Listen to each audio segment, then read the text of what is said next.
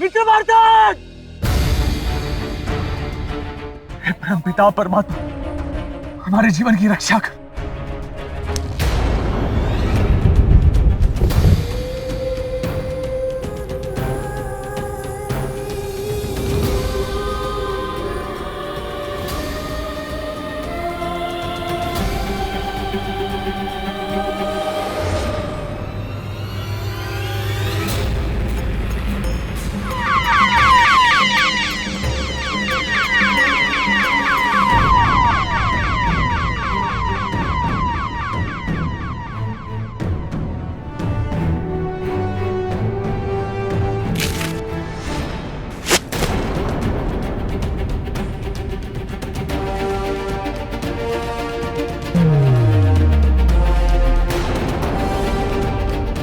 तुम ठीक हो ना मित्र? धर्मार्थ, बहुत बहुत धन्यवाद तुम्हारा। आज अगर तुम समय पर आकर अपनी स्तंभन विद्या का प्रयोग नहीं करते तो हमारी मृत्यु निश्चित थी। ऋणी हो गए तुम्हारे। आज इस मित्र धर्म के सम्मान पे आपको कुछ देना चाहेंगे। मांगो, जो इच्छा है मांगो। मांगूंगा मित्र, अवश्य मांगूंगा, किंतु आज और अभी नहीं। अब कब? जय मां काली, जय मां काली। आपने मेरी लाज रखी, आपने मेरी लाज रखी।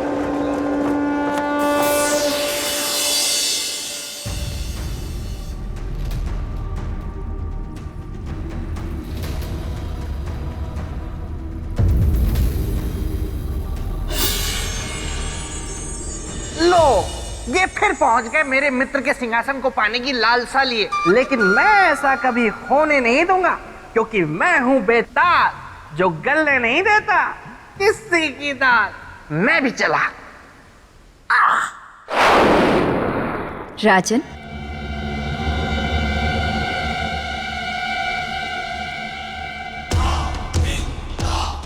प्रणाम देवी।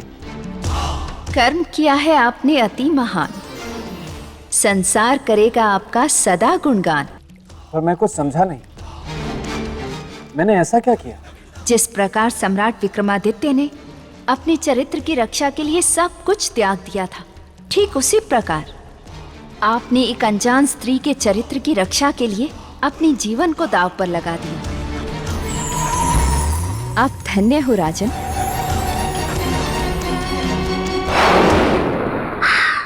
देवी महामाया की जय हो। देवी, छोटा मुंह और बड़ी बात, लेकिन कहनी तो पड़ेगी। राजा भोज ने कद्दू में तीर नहीं मारा है। ये जो कुछ भी इन्होंने किया, इसलिए किया ताकि आपकी दृष्टि में ऊंचा उठ सके, सीढ़ियां चढ़ सके, मेरे मित्र के सिंहासन की तरफ बढ़ सके। बेताल, तुम क्या बचपन से ही ऐसे हो? हाँ देवी, मैं बचपन से ही बहुत बुद्धिमान, अति बलशाली और बहुत रूपवान हूँ। अति उत्तम। फिर क्या हमेशा ऐसा ही रहना है बेताल, या फिर चील बनकर आकाश में उड़ना चाहते हो, या फिर अब चूहा बनकर बिल में रहने का विचार है? नहीं नहीं देवी, आप तो मुझे हमेशा ऐसे ही डरा देती हैं। क्योंकि तुम बोलते बहुत हो बेताल। किंतु मैं गलत क्या बोलता हूँ? देखिए, राजा भोज को देखिए, देखिए और फिर बताइए कि क्या आपको लगता है कि ये मेरे मित्र के सिंहासन पर बैठने योग्य हैं? बेताल, किसी की योग्यता का प्रमाण पत्र देने वाले तुम कौन होते हो? मनुष्य अपनी योग्यता की परीक्षा स्वयं देता है। राजा भोज भी वही कर रहे हैं बेताल। यदि ये योग्य हुए तो ही सिंहासन को प्राप्त कर पाएंगे, अन्यथा नहीं।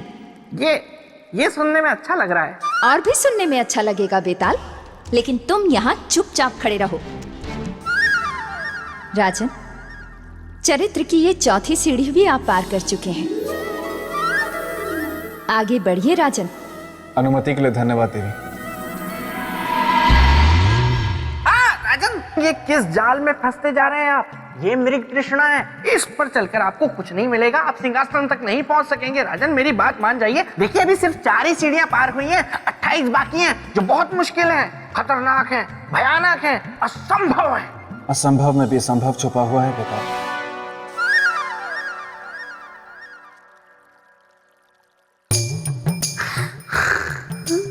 हाथी भी चढ़ गया।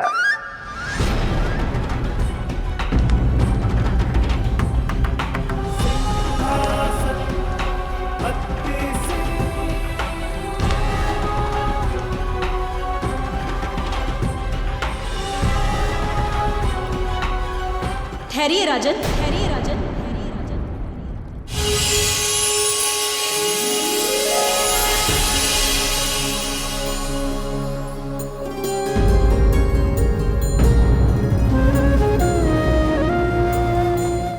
आप सब कौन है देवी? हम योग माला हैं। हम इस सिंहासन में योग शक्ति की रक्षा करती हैं। देवियों, आप सबको राजा भोज का प्रणाम।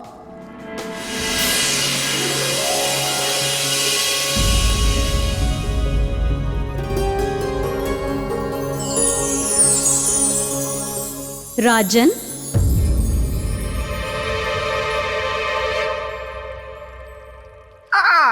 देवी योगमाला, बेताल का प्रणाम स्वीकार करें। देखिए, आप ही समझाइए अब राजन को। मैं तो समझा समझा कर हार गया हूँ कि ये मेरे मित्र विक्रमादित्य के सिंहासन पर बैठने योग्य नहीं है। बेताल। क्षमा देवी क्षमा, मैं भावनाओं में बह गया, इसीलिए ये कह गया। श्रीमान बेताल, मैं आपसे एक बात का निवेदन करना चाहता हूं कि आप इसी तरह चुनौतीपूर्ण से चुनौतीपूर्ण बातें मुझसे कहते रहें, ताकि मुझ में हिम्मत का संचार हो पाए और मैं परीक्षाओं पे परीक्षाएं पार करता रहूं। क्या मेरी बातों से आपको हिम्मत मिलती है? और हौसला भी। हाँ बेटा, आपकी बातों से मुझ में हिम्मत का संचार होता है। यदि एक बार मेरा हृदय सिंहासन को त्यागने के विचार के बारे में भी सोचे, लेकिन आपकी बातें मुझ में एक नई हिम्मत, एक नई ऊर्जा भर देती है। इसलिए आपसे बस एक छोटा सा निवेदन है बेटा, कि आप इसी तरह मुझे चुनौतीपूर्ण बातें कहते रहें। कहिए कहिए, आप चुप क्यों हो गए? हाँ तो देवी, मुझे और क्या साबित करना होगा? इस सिंहासन को धारण करने वाले में चक्रवर्ती सम्राट विक्रमादित्य के समान योग शक्ति का होना भी आवश्यक है। राजन, अब मैं आपको सम्राट विक्रमादित्य की योग शक्ति की कथा सुनाती हूँ। हाँ देवी, सुनाइए, मैं उत्सुक हूँ। ये बात उस समय की है जब चक्रवर्ती सम्राट विक्रमादित्य का विवाह नहीं हुआ था। वो राजकुमारी चित्रलेखा से मिले भी नहीं थे। एक दिन सम्राट विक्रमादित्य एक धार्मिक यात्रा से लौट रहे थे। सम्राट, मौसम खराब है। मेरे विचार से हमें किसी सुरक्षित स्थान पर रुक जाना चाहिए। रुकने की कोई आवश्यकता नहीं है वीरामीर जी, हमारे पास धन ध्वज है, हमारा मार्ग कोई नहीं रोक सकता।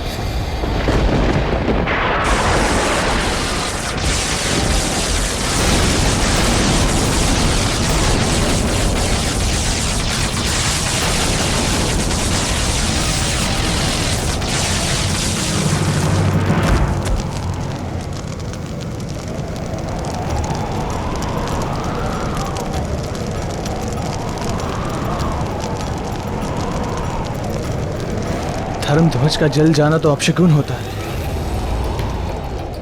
इसके क्या संकेत हो सकते हैं? सम्राट, गोचर की नक्षत्र गणना के अनुसार ये एक बड़े संकट का संकेत है।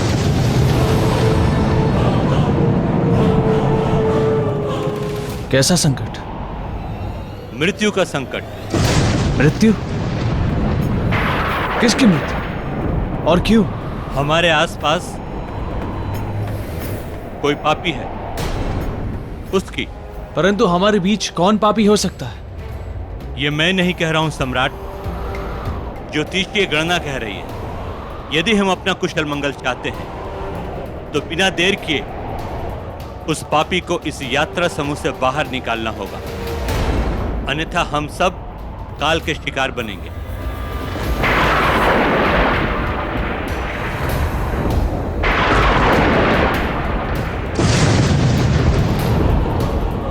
सम्राट, यह मात्र बिजली नहीं है, यह हम सबकी मृत्यु है। मृत्यु। अगर उस पापी को हमारे बीच से नहीं निकाला गया तो हम सब मारे जाएंगे।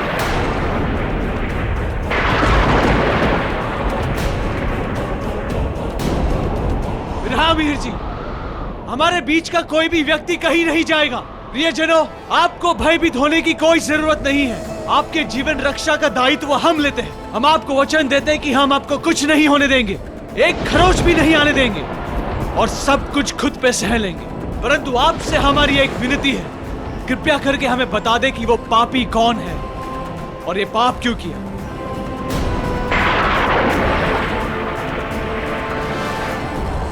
क्षमा कीजिए इस पापी को क्षमा कीजिए महाराज। क्या पाप किया है आपने? मंदिर से आते हुए भगवान की मूर्ति मैंने ही चोरी की थी। सम्राट, इस चोर को अभी इसी समय यात्रा समूह से बाहर कर दीजिए। इसके कारण हम सभी के प्राणों को संकट में नहीं डाल सकते। नहीं सेनापति, गुस्से में लिया गया निर्णय समाधान नहीं होता। इस व्यक्ति ने सबके सामने अपना पाप स्वीकार किया है।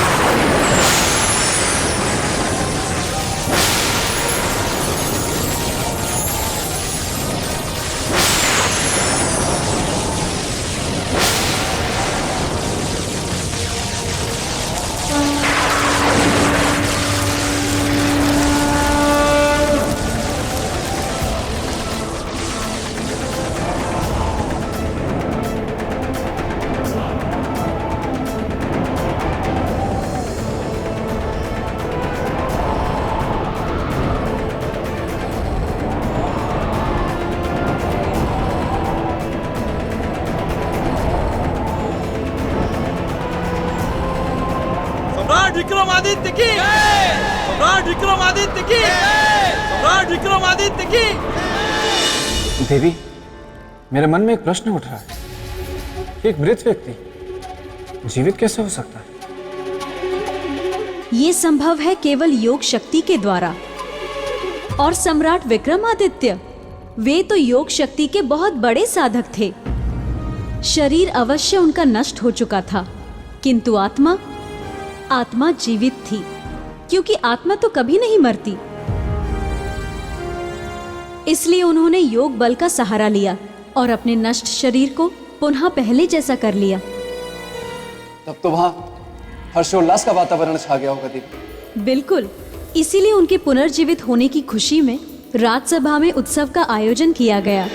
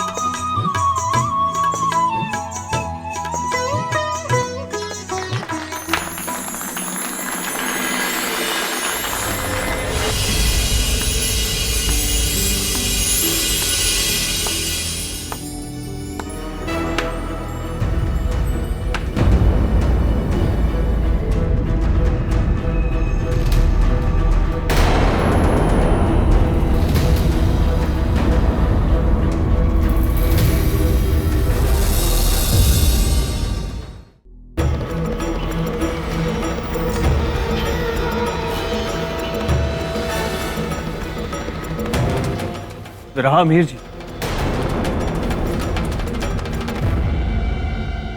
सेनापति,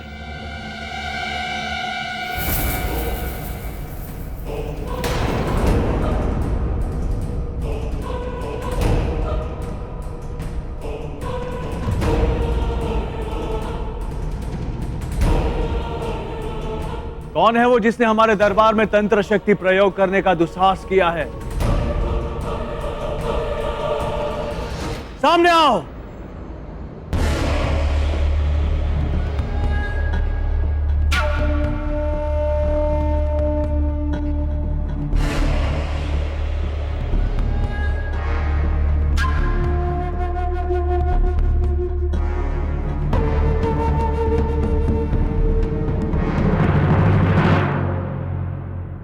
योगी,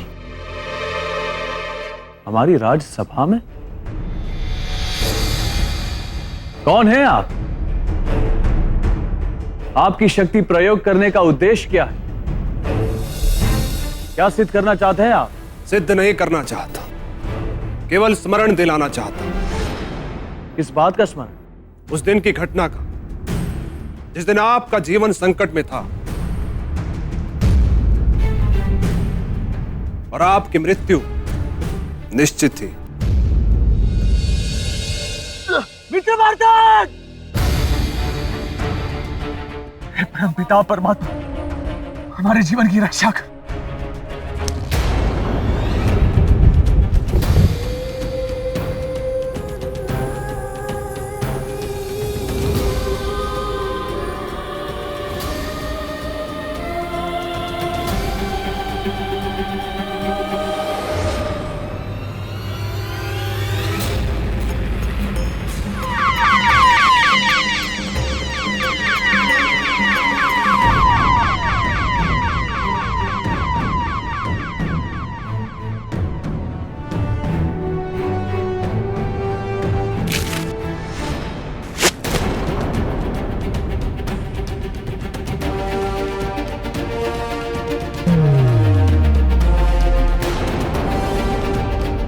तुम ठीक हो ना मित्र?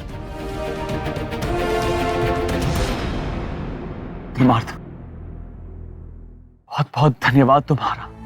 आज अगर तुम समय पर आकर अपनी स्तंभन विद्या का प्रयोग नहीं करते तो हमारी मृत्यु निश्चित थी। ऋणी हो गए तुम्हारे। आज इस मित्र धर्म के सम्मान पे आपको कुछ देना चाहेंगे। मांगो, जो इच्छा है मांगो। मांगूंगा मित्र, अवश्य मांगूंगा, किंतु आज और अभी नहीं। अब कब? समय आने पर। मैं उस समय की अधीरता से प्रतीक्षा होगी, किंतु आज तुम्हें कुछ न कुछ अवश्य देना चाहेंगे मित्र। मतलब? हम आपको वचन देते हैं कि उस समय उस दिन हम तुम्हें वही देंगे जो तुम्हारे मुख से निकले और बिना कोई प्रश्न पूछे। तो फिर याद रखना अपना वचन। हम अपना नाम भूल जाएंगे मित्र, परंतु ये वचन नहीं। सम्राट, कहीं ऐसा तो नहीं समय की धूल ने आपकी स्मृतियों को ढक लिया हो? ये प्रश्न है या शिकायत? समझना आपको है। हम इसे एक मित्र की शिकायत समझ रहे हैं और इसे दूर करने के लिए अपनी बाहें फैलाते हैं।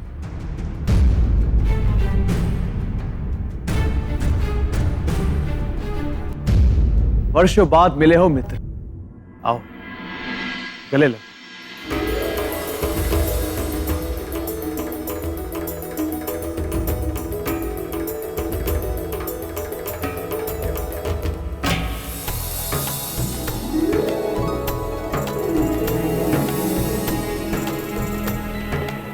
किंतु एक बात बताओ मित्र, तुम्हारी ये स्तंभन विद्या भी बड़ी विचित्र विद्या है।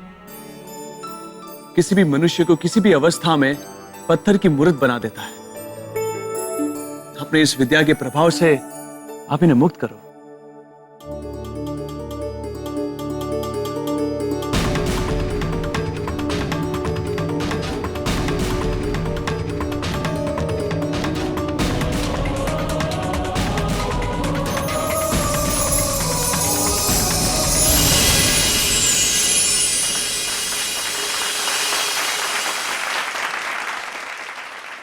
मित्र, मुझे किसी से प्रेम हो गया है। उससे विवाह करना चाहते हो?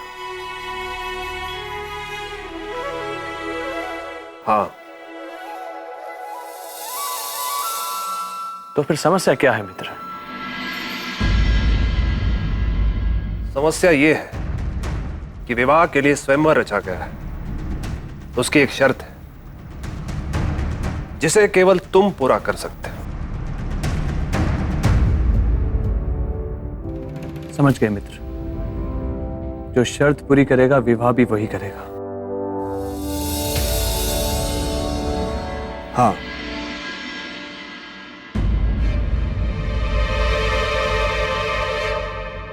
परंतु ये कैसे संभव है मित्र कि शर्त हम पूरी करें और विवाह तुम करो?